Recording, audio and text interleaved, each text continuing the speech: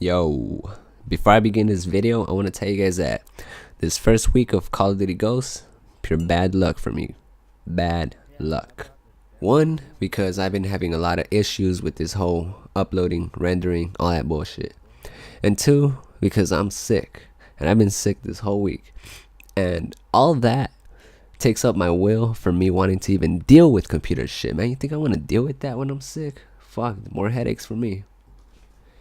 Anyway, we're gonna have some good time because I've been spending a lot of time just studying this game, and I came up with a bunch of good ass knowledge to share with you guys.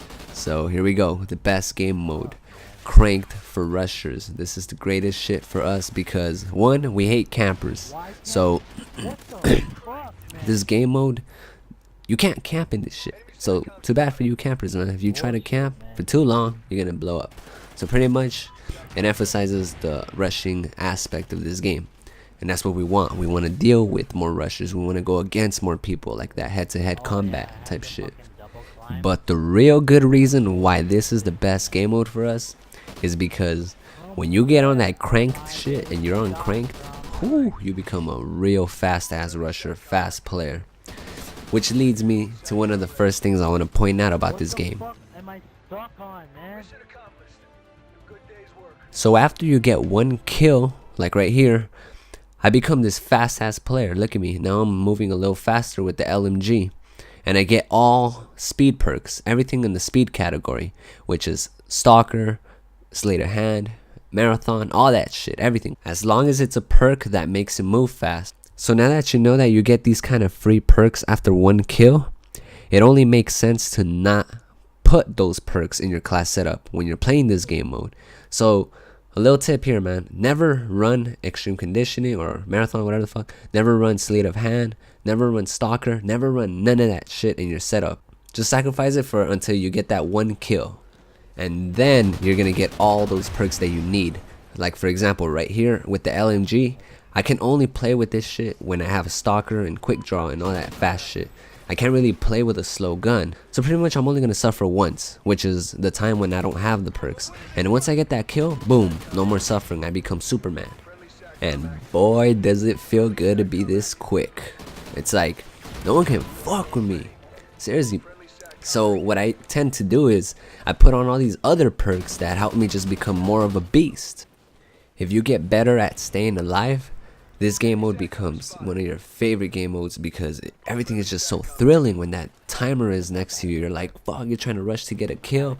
Like, it's so beautiful, man, that thrill. Trust me, guys, I did not get good at this game mode until after a fucking long ass practice. I kept going negative, man. I fucking sucked in the beginning of this shit. And I figured out strategies to really staying alive. I can't post them on this video, I don't really have time for it, but I want to get really intricate on my next video. I can't wait to make it.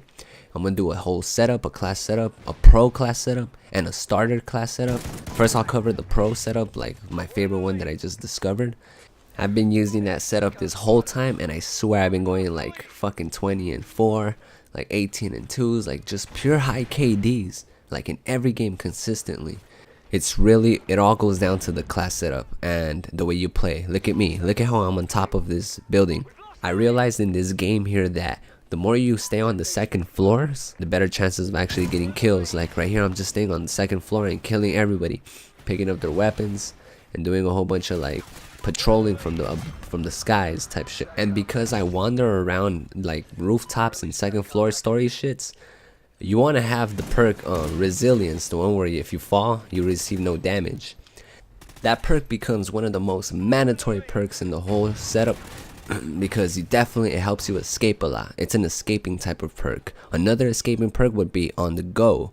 On the go is a fucking necessity. It's a staple, guys. You need on the go and resilience. Make sure you have those two in your setups. Regardless of what you're doing in your setup, make sure you always have those two.